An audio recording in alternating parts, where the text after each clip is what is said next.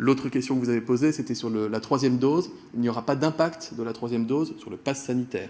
C'est-à-dire que si vous avez votre pass sanitaire, que vous alliez prendre votre rappel ou non, vous garderez le bénéfice du pass sanitaire. Porter un masque est parfaitement inutile à l'heure à laquelle je vous parle. Le port de ce type de masque par la population non malade et n'ayant pas voyagé dans les zones à risque n'est pas recommandé car son efficacité n'est pas démontrée. Aujourd'hui comme demain, je l'ai déjà dit, une personne asymptomatique qui se rend dans des lieux publics, qui se déplace en transport en commun, n'a pas à porter de masque.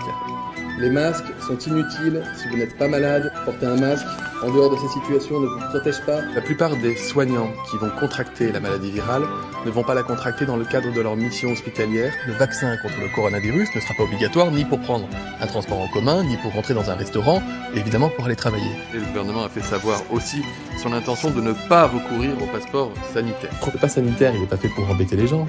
L'idée, c'est pas de fliquer les gens, c'est pas de les empêcher, c'est pas de les trier. Je suis contre ça, je suis contre le transhumanisme, je suis contre le pass sanitaire dans le resto. Je suis contre le pass sanitaire pour tous ces gamins à l'école. Non, on n'est pas en train d'installer un système de tri ou de sélection des gens en fonction d'un statut sanitaire. Le pass sanitaire n'est pas autorisé par la loi pour rentrer au restaurant ou pour rentrer dans une salle de cinéma ou dans un petit théâtre qui ferait moins de 1000 spectateurs.